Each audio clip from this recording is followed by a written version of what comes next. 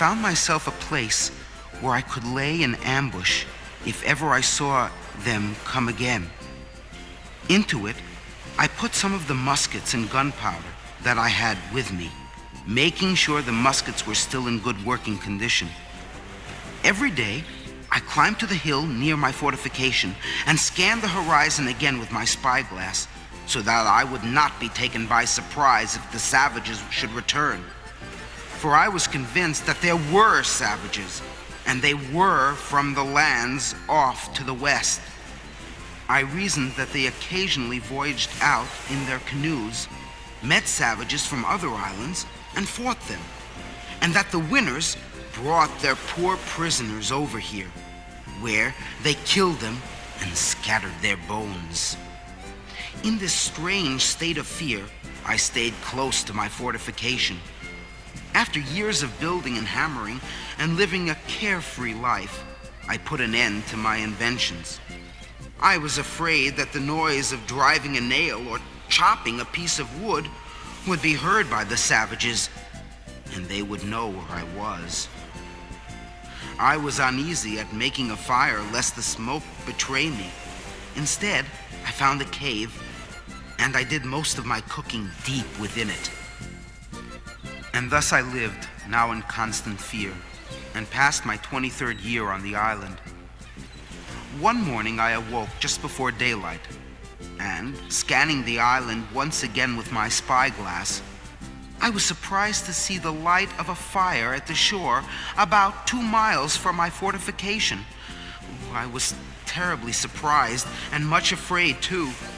If the savages and I now were sure that they were there, if the savages decided to roam the island, they would be sure to see the fields of corn that I had planted. They would explore still further and discover my fortification and me. Now I was sure that if they did find me, they would murder me just as they murdered the prisoners they had brought to the island. I went back into my fortification and loaded all the muskets I could carry. I ventured out again and crept quietly to a spot protected by trees where I could observe them. Yes, as I had suspected, they were savages, no doubt from a nearby island. There were 9 of them in 2 canoes, and they were huddled around a campfire they had made.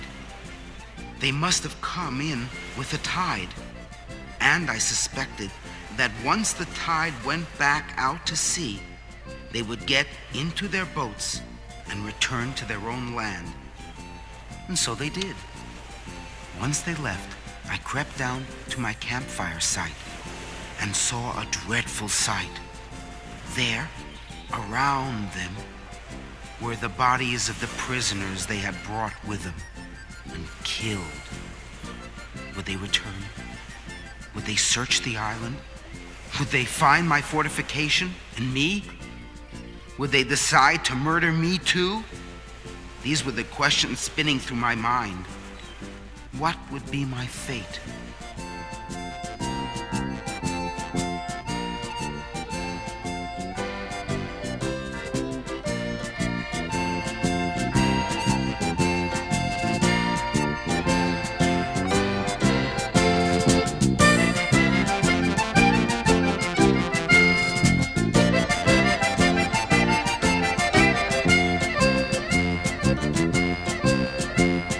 Robinson Crusoe, he was a sailor out on the ocean when the storm came round. Then he got shipwrecked close to an island, swam to that island, got there safe and sound.